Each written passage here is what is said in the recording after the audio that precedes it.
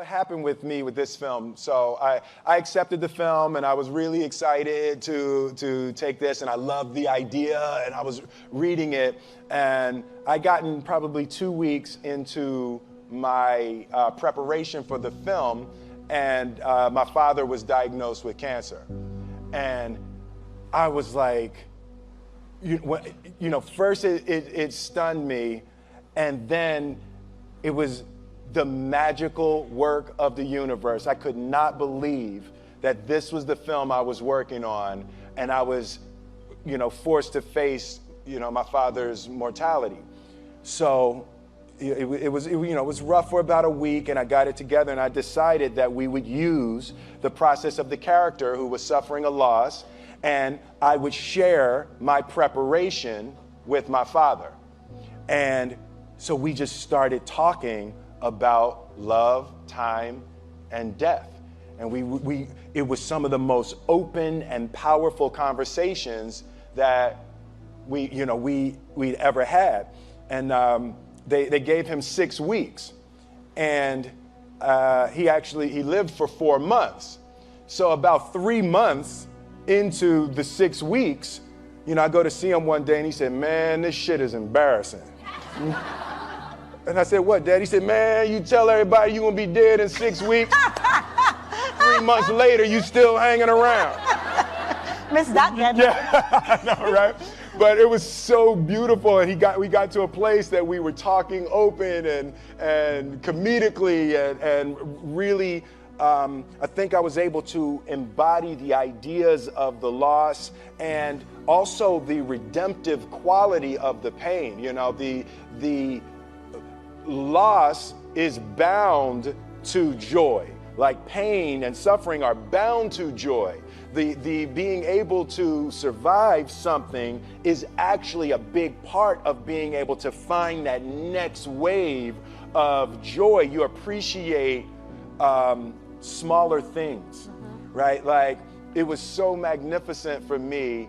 My father died on November 7th.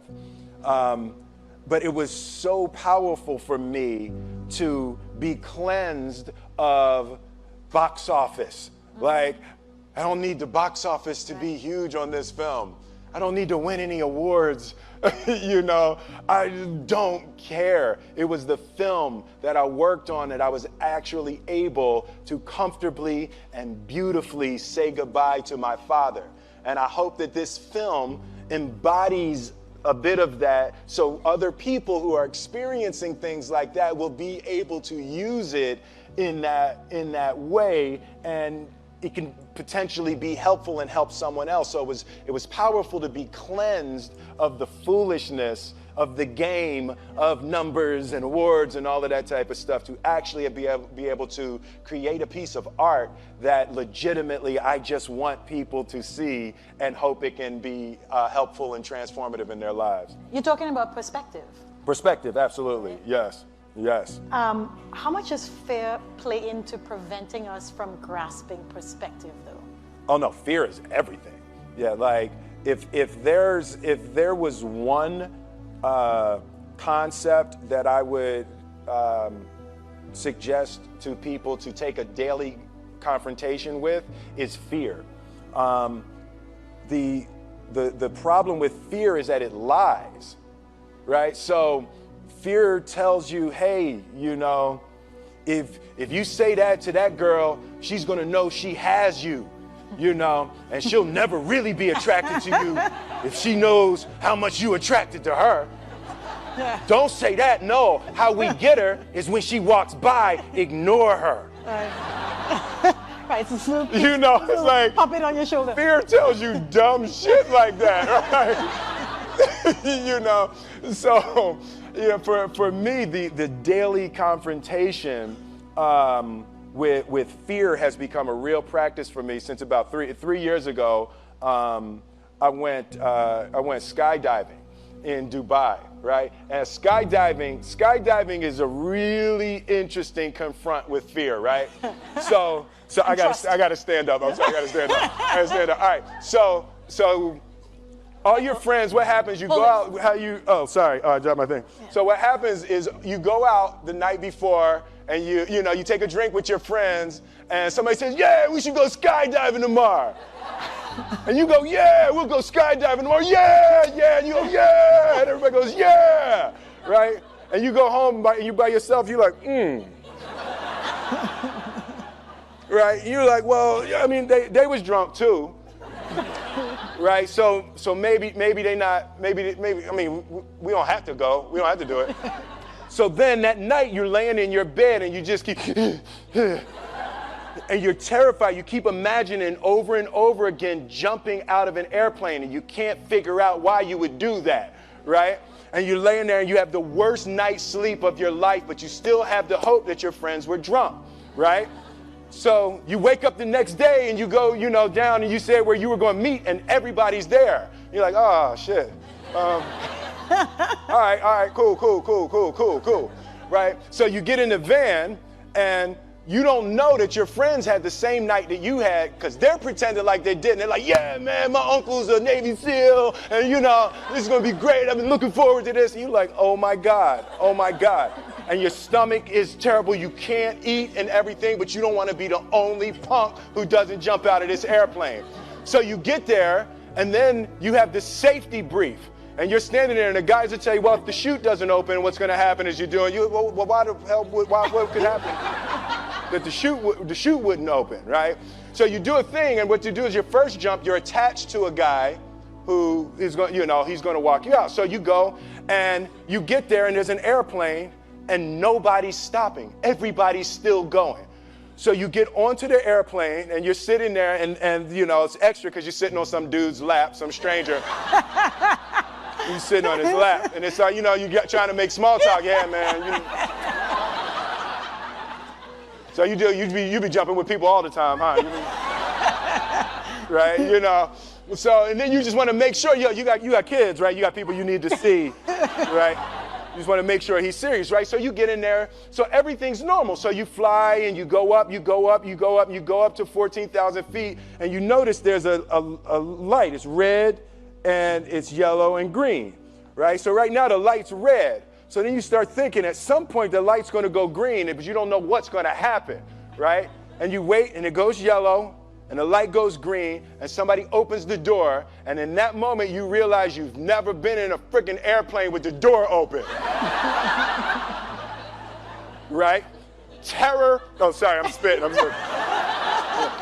Oh, sorry. No, terror, right? So you go, and then, if you were smart, you sat in the back so you don't go first, right? And then people start going out of the airplane. And you go, and the guy walks you up to the end of the thing, and you're standing, and your toes are on the edge, and you're looking out down to death. And they say, on 3. And they say, 1, 2, and he pushes you on 2 because people grab on 3, right? Right? And you go, and you fall out of the airplane, and in 1 second, you realize that it's the most blissful experience of your life. You're flying, right? It doesn't feel like falling, right? It's like you actually are kind of held a little bit by the wind, and then you start falling, and there's zero fear. You realize that the point of maximum danger is the point of minimum fear. It's bliss. It's bliss, and you're flying, right? And you're doing that, and then 20 seconds, 25 seconds, 40 seconds, and you have enough time to just kind of be like, oh, shit, that's that building. That's not like that one. Oh, you can see the ocean. Right? You start doing all of that, and the lesson for me was, why were you scared in your bed the night before? What do you need that fear for? Just don't go. Why are you scared in your bed 16 hours before you jump? Why are you scared in the car? Why could you not enjoy breakfast? What did you need that? The fear is fear of what? you're nowhere even near the airplane. Everything up to the stepping out, there's actually no reason to be scared. It only just ruins your day. You don't have to jump. And then in that moment, all of a sudden, where you should be terrified is the most blissful experience of your life. And God placed the best things in life on the other side of terror. On the other side of your maximum fear are all of the best things in life. You know? Mm-hmm. So that was sorry. So that was, no, it's good. So that was my experience with skydiving and fear. All right. All right. So practically speaking. But I didn't like that take. I'm going to do it again. Back to the top. I can sell that better. Oh, no. But when you decide to do something like that, like how does it work practically? Do you call your wife and be like, I might be dead tomorrow? Right. No, but that's, but I made a drunk promise. Yeah, I made a drunk promise. Yeah. How about this? So I jumped. I had such a mystical, powerful spiritual experience. I flew home and got my sons, and I went back, and 10 days later, my sons jumped, right? Yeah. Now, that was a little different. Oh, see, that makes me stand up, right? Because I'm scared, right? So Jaden went first, right? Jaden wants to do everything first. So I'm sitting there, and I'm like, yeah, my sons are going to have this crazy experience. And then Jaden went out of the airplane. And I was like, Then my oldest son, Trey, goes up, and he goes out of the airplane. And I was like, this could potentially be the worst display of African-American parenting in history. Right? I was like, both my sons just fell out of an airplane. Jumped. Right? Jumped. Right? Because I told them to. But again, the fear again. I was like, oh my God. So I told the dude, I was like, listen, I want to see them go out, but I also want to see them land.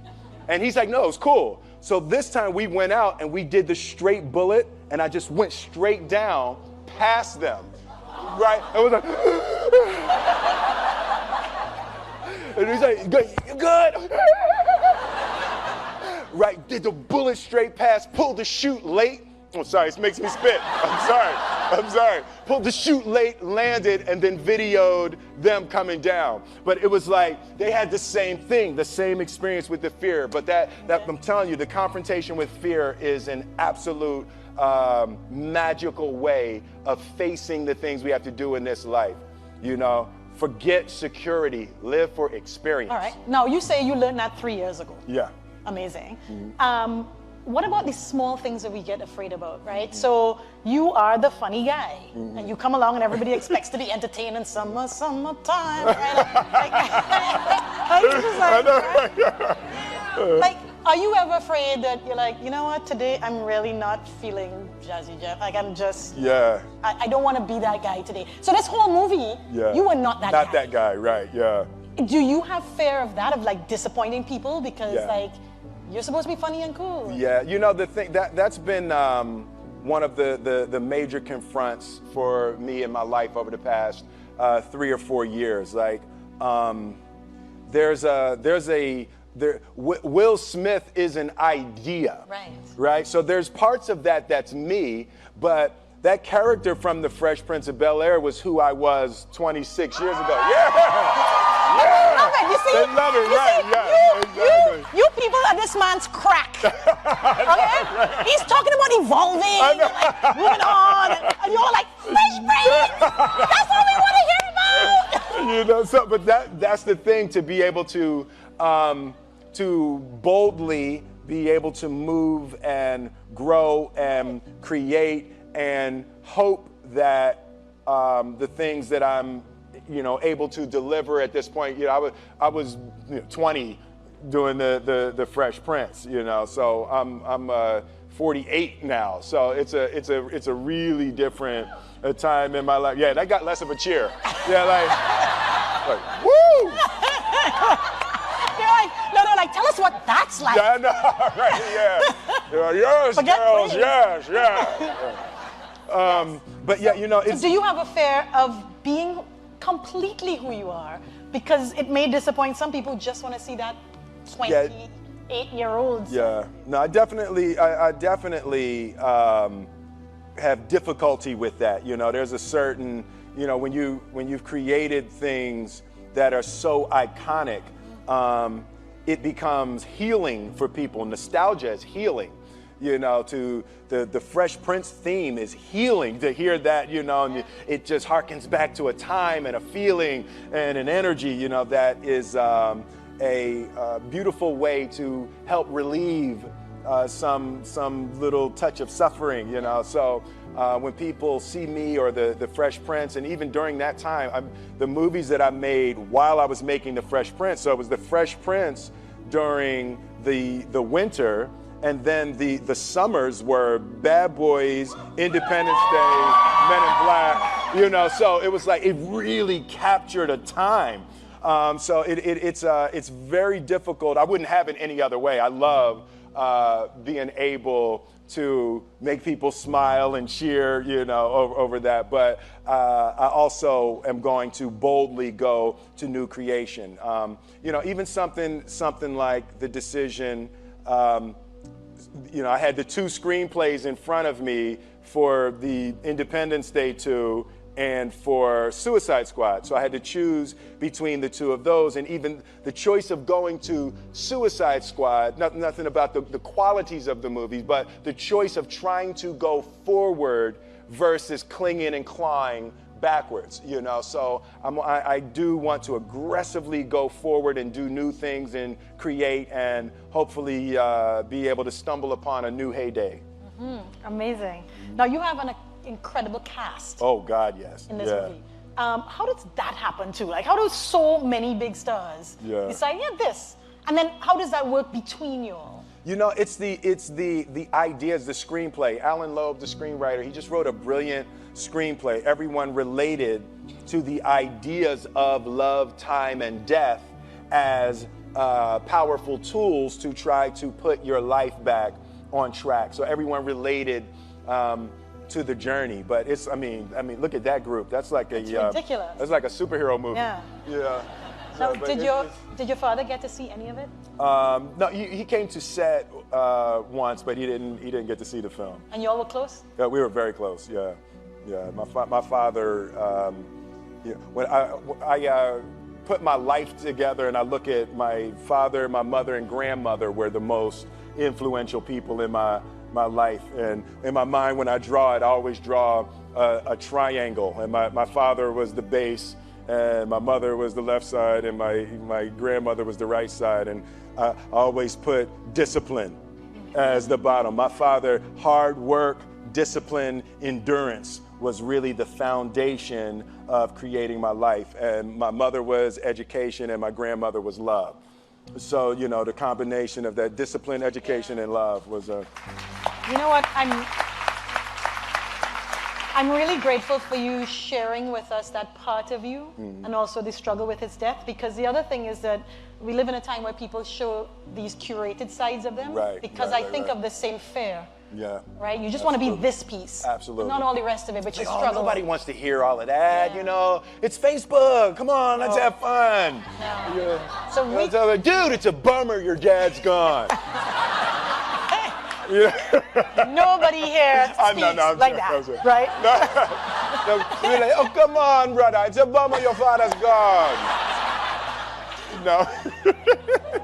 No, but, for me, laughing is the elixir, and that was another thing that my father taught me. He was joking all the way up to the end. Like, laughing, you have to be able to laugh at everything.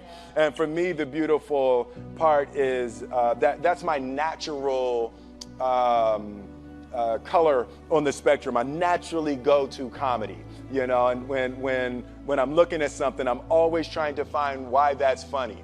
And, it's been really, really helpful in this experience and even just this point in my life. Remember to laugh, and spend time with people that make you laugh. Like, that is hugely important. Laugh and connect. Yes, absolutely. Those are good messages. Yeah. I love this idea, it's a guy trying to put his life back together, and he just gets furious and rants and writes letters to love, time, and death. and then love, time, and death respond. So it's a really that beautiful Christmas flavor was just a little touch outside of reality. So you get to deal with real subjects and real topics and real loss, but because it touches just that New York Christmas just a little bit outside of the, how excruciating it would be if you dealt with it, straight, hard, rated R, loss, So I just love going into that realm of the mystical, to be able to take a good look at real human issues. Mm-hmm. So you talk about real. Mm-hmm. I felt it was the most real I had seen you be. Really? Yeah, like I felt there was no filter there. Yeah. And I wondered, for somebody who could choose to do anything, was there something special that drove you to this? Yeah, when I first read it, when I first read it, every once in a while you read a screenplay, and the most important thing in a movie, I guess the two most important things that I look for is, one is the universally relatable concept, right? So just at its core, when you first say it, when you say one line about it, can you connect to people? And one of the best ones I've ever had, like something with like I Am Legend, the last man on earth. Yeah. Security, you'll keep an eye on this section right here. But it's like when you just have that one thing, and with this it was a little bit heavier, but it was a guy trying to put his life back together after an extreme loss. Right, so people can relate to that. That's an extremely relatable idea. And then I flip to the last 10 pages and the ending. It's like, this is a movie that has lots of twists and turns, but then even within the last 10 pages, there's still another surprise. When you can send people out of a movie theater with another surprise, historically, there's been times I've sent people out of the movie theater, and the surprise in the last 10 minutes is that the movie wasn't good, right? So you want to avoid that surprise. You want to avoid that one. But with this one, it had such an interesting turn in the end of it. It was one of the most fun screenplays I've ever read. Why are you doing movies at all still? Like, you're rich. Yeah. You could, as we say, cock up your foot and rock back. Cock up my foot and rock back. Yeah. I love that. Why, That's just fantastic. What is getting you out of bed to still go and do this thing? I enjoy connecting with people and ideas, and I have a mission statement. So every year for probably the past 10 years, I've worked out a mission statement for myself.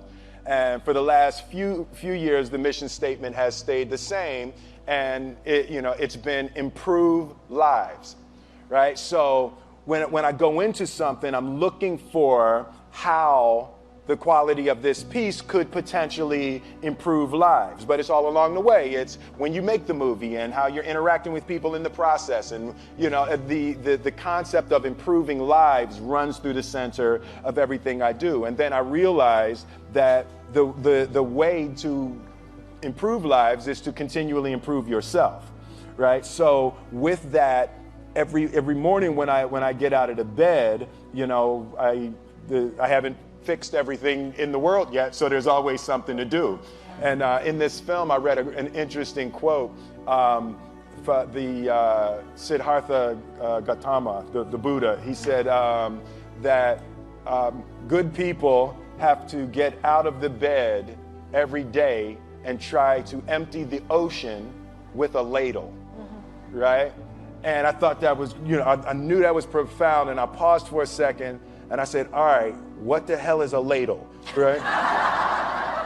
Right, so then, I touched it on my iPad, it's ladle. Oh, it's like a big spoon, okay. As we it's say, like a Philly. soup spoon, yeah, it's like a soup spoon. I was like, why do you use a soup spoon? So trying to empty the ocean with a soup spoon, as the mentality of how you wake up every day to try to do good in the world. So for me, I'm really driven by continually trying to elevate my mind and elevate my spirit and care for my body, and to be able to love as many people as effectively as possible with this mystery of life that I've been given.